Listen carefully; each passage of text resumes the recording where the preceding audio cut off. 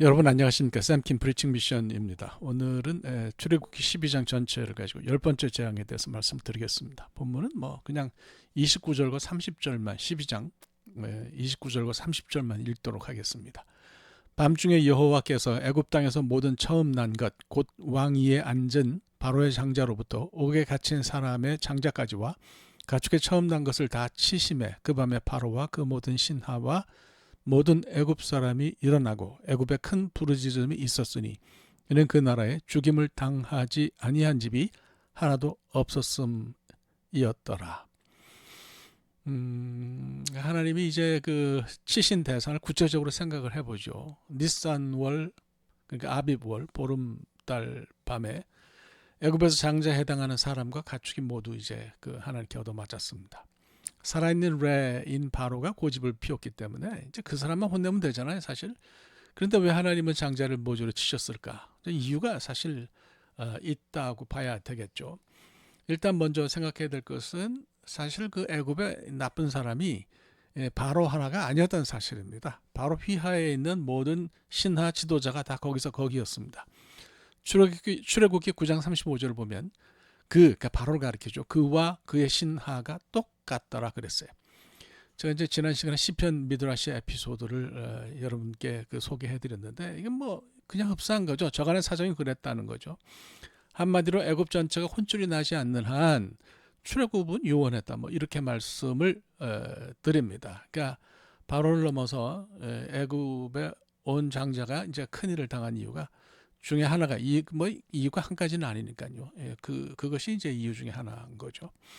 말씀드린 것처럼 이제 그것만이 이유는 아니었어요. 하나님이 이제 장자를 그렇게 하신 데는 그럴 만한 까닭이 또 있는 거죠. 어떻게 보면 이 사건은 왕년에 애굽에 했던 일을 하나님이 그대로 되갚으신 그런 사건이었다고 볼 수가 있어요. 뭐 하나님이 뒤끝에 끝판왕이셨다는 얘기는 아닙니다. 뭐 애굽이 한 일을 기억했다가 나중에 쫀쫀하게 뭐 그걸 꺼내 드셨다 이런 얘기는 아니고요. 애굽이 빨리 항복했으면 이런 일이 안 생겼을 거예요. 근데 애굽이 말을 듣지 않으니까 나는 너희가 지난 여름에 한 일을 알고 있다. 그러니까 잘못을 뉘우치고 내 백성을 내보내라고 하셨던 걸로 사건을 이해해야 될 거예요. 우리가 유대인들을 이제 히브루라고 주이시라고 하지만 히브루죠. 구약 성경에 나오는 히브루인데 히브리라는 이름은 사실은 히브리 말로는 이브리라고 읽습니다. 이브리. 이 이브리라는 단어는 아바르에서 왔어요. 아바르는 이제 알기 쉽게 표현을 하면 싸돌아다니는 뭐 이런 뜻입니다. 그 아브라함의 정체성을 말하는데 처음 사용이 됐죠. 아브라함이 그 롯을 구원한 전쟁을 했잖아요. 그 싸움 상황에서 창세기 14장 13절을 보면 도망한 자가 와서 그 전쟁에서 이제 와서 히브리 사람 그러죠. 레 아브람 하 이브리 그렇게 얘기해요. 히브리 사람 아브라함 레 아브람 하 이브리 하 이브리죠. 하 이브리. 그러니까 히브리 사람은 아브라함에게 말했다. 뭐 이런 얘기인데 아브라함의 정체성은 뭐였어요? 우르에서 하란으로 그리고 거기서 하란에서 다시 가나안으로 이주한 이곳저곳을 돌아다니는 사람이었어요. 현대 히브리어, 이브리트라고 하죠. 현대 히브리어에서는 아바르가 뭐 이사한다, 뭐 고난을 극복한다, 뭐 길이나 강을 건너다 이런 뜻으로 사용이 되는데 따지고 보면 메소포타미아 강가에 살던 아브라함이 뭐 하란에 왔고 작은 하천도 건너면서 방랑하는 과정을 거쳐서 가나안에 정착을 했으니까 그는 표현처럼 이브리였습니다. 돌아다니는 사람이었죠. 예. 뿐만 아니라 아브라함의 아들인 이삭과 그의 손자인 야곱도 이브리였습니다. 근데 이제 그런 이브리가 이제 후손으로 오면서 좀 숫자가 많아졌잖아요. 그래서 복수 이브림이 됐어요. 이 이브림이 이제 특히 숫자가 많아진 거는 애굽에 가서 많아졌죠. 낯선 땅 애굽에서 숫자가 많아진 이브림은 나중에 어떻게 됐습니까? 인종 멸절 정책 때문에 바로의 그 지노사이드라죠. 이 정책 때문에 이브림이 몰살당할 뻔했어요. 오랜 세대 전에 발생한 끔찍한 사건이 바로 니산월 이 6월절 장자 그를 치신 사건의 그림자고 배경이라고 말씀을 드립니다. 그 텔아비브 예루살렘 그 근처에 밑에 지중해 쪽으로 가면 텔아비브가 있는데 그 텔아비브 대학에서 비교 문학을 가르치는 그 스턴버그라는 그 학자가 있어요. 알터와 함께 이제 성경을 문학적으로 이해하는 그런 굉장히 잘 알려진 학자인데요. 뭐 자유주의 신학이 난무하는 이때 이런 사람이 있는 게 저는 참 다행이라고 생각합니다. 이 사람이 이제 그랬어요. 성경이 이제 증거로 가득 차 있는 문학 작품이고 성경 본문을 읽는 사람은 문장에서 반드시 중요한 포인트를 발견한다. 그러니까 본문을 잘 읽으면 본문에 해답이 있다. 뭐 이런 얘기예요. 뭐 다른 말은 필요 없죠. 스턴버그는 출애굽기 12장 12절을 읽으면서 그 이브리의 어원 아바르에 착안한 재미있는 번역을 얘기를 했습니다. 원래는 이제 내가 그 밤에 애굽 땅에 두루 다니며가 아바르거든요. 근데 이거를 내가 그 밤에 애굽 땅에 히브리하며 I will Hebrew the land of Egypt라는 말로 이걸 옮겼습니다. 번역이 좀 특출난 그런 영감이 있다고 저는 생각을 합니다. 뭐 하여튼 굉장히 좀 또 무섭기도 해요.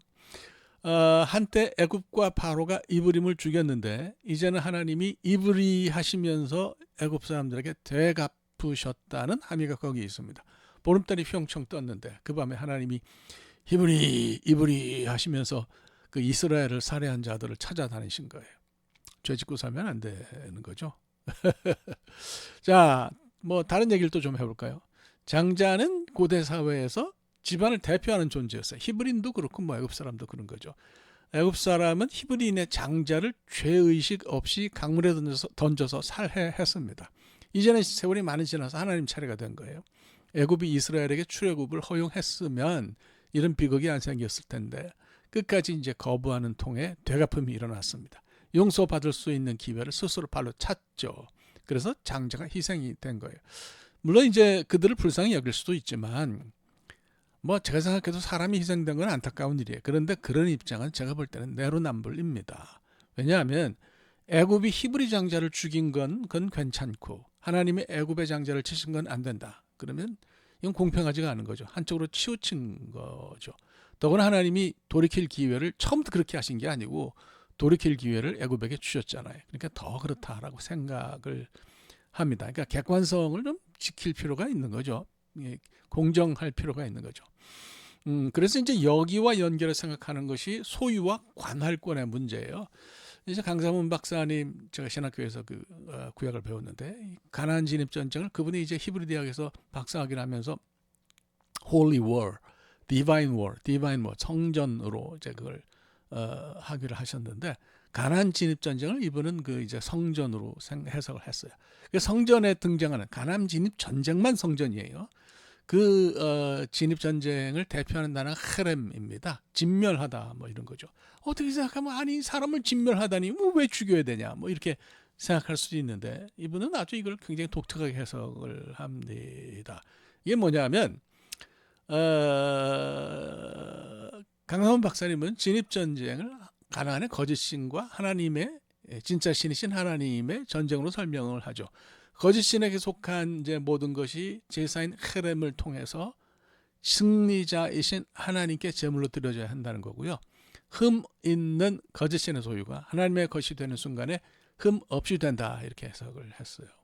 그건 뭐 실제로 하람 동사에는 또 드린다는 뜻도 있으니까 저는 뭐 이런 해석이 참 좋은 해석이라고 생각합니다. 뭐 해석이 동의하든 아니든 그건 상관이 없고요. 그것과 상관없이 열 번째 지향은 소유권과 관계가 깊어요. 제 설명 한번 들어보세요. 애굽의 장자는 태양신의 것이고 이스라엘의 장자는 하나님 소유죠. 우리가 출애굽기 13장을 읽어보면 하나님이 모든 초대생이 하나님 거라고 말씀하시는 그런 부분이 나옵니다. 그렇죠? 예. 그러니까 레위인과 관련해서 생각하면 장자의 의미가 더 크게 다가오죠. 이스라엘 모든 초대생이 하나님의 것인데 그 장자들이 성소에서 하나님을 섬기면 집안일은 누가 해요? 그러니까 그 일을 레위인이 대신했다 이렇게 우리가 봐야 되는 거죠. 그래서 장자는 이스라엘의 대표였으니까 하나님이 장자를 소유하시면 백성 전체를 소유하신 거는 다름없어요. 이게 굉장히 중요한 포인트예요. 애굽의 장자도 마찬가지예요. 이들 역시 이제 애굽을 대표하죠. 그러니까 하나님의 애굽 온 백성을 치시는 대신에 사실은 온 백성을 치실 수도 있는데 그렇게 하지 않으시고 소수인 장자만 때린 것은 오히려 하나님의 인내 결과다 이렇게 생각하고요. 모두 얻어맞아야 하지만 장자가 책임지는 선에서 일이 해결됐다. 이렇게 우리가 이해를 해야 될 거예요. 더구나 이제 애굽의 장자 뒤에는 모든 애굽이 섬기던 거짓신이 있죠. 장자의 패배는 그들을 못 지킨 애굽 가짜 신의 패배였죠. 태양신 레가 그렇잖아요. 아주 큰 망신을 당했습니다. 3일이나 애굽 땅에 뜨지 못하고 하나님께 결박당해서 끌려가지고 고센까지 가서 그 하늘에 떠 있었잖아요. 그러니까 이제 뭐 그 백성, 자기 백성인 애굽 사람을 지키는 건 생각도 못하는 거죠. 시쳇말로 하면 글쎄 뭐 이런 표현이 어떨지 모르겠는데 엄청나게 쪽팔린 일이었습니다. 말씀 보면서 그런 생각이 들었어요. 아, 소속이라는 건 정말 중요하구나. 10개 재앙은 하나님이 하나님의 소유를 애굽으로부터 건지려고 하나님이 벌이신 그런 전쟁이었습니다. 물론 이제 하나님에게 속한 사람도 고난을 겪습니다. 이스라엘의 400년 역사는 고통의 시간이었지 않겠습니까? 심지어 뭐 민족 멸절 위기도 겪었으니까 말이죠. 그렇지만 알아야 될 것은 승리가 맨 끝에 온다는 사실입니다. 우리가 살면서요, 중간에 너무 많이 불평합니다. 하나님 왜 이렇게 어려움을 당합니까? 이게 뭡니까? 근데 아직 끝이 안 왔잖아요. 내가 겪는 위기가 세상 끝이라고 쉽게 생각하면 안 됩니다. 하나님이 야, 여기가 결승선이야, 이렇게 말씀하시기 전에는 끝난 것이 아니죠. 아직 끝이 결코 아닙니다. 그렇죠? 이스라엘 역사에서도 결국 하나님의 소유인 이스라엘이 거짓신의 소유인 애굽을 나중에 이겼습니다. 그래서 이 이김, 전쟁의 이김은 장자 사건에서 결판이 났습니다. 자, 하나님은 이제 출애굽을 정말 시작하시는 거죠. 그래서 우리가 하나님의 소유라는 것을 알고 하나님께 감사하는 그런 여러분들이 되시기를 바랍니다. 다음 주는 이제 그 무교절하고 유월절 좀 헷갈리는 경우가 있는데 그걸 좀 여러분들에게 설명할까 이렇게 생각합니다. 자, 기도 하시죠. 하나님, 우리가 하나님의 소유인 것을 다시 한번 분명히 깨달아 알게 하여 주시고, 하나님께서 하나님의 백성, 하나님의 소유인 우리를 지키시기 위해서 어떤 일도 하실 수 있다는 것을 다시 한번 깨닫게 하여 주옵소서. 예수 그리스도 이름으로 기도합니다. 아멘. 대단히 감사합니다. 다음 주에 뵙겠고, 무교절, 유월절 역시 뭐 창세기 12장 전체를 가지고 두 번째로 또 생각을 하도록 하겠습니다. 대단히 감사합니다. 고맙습니다.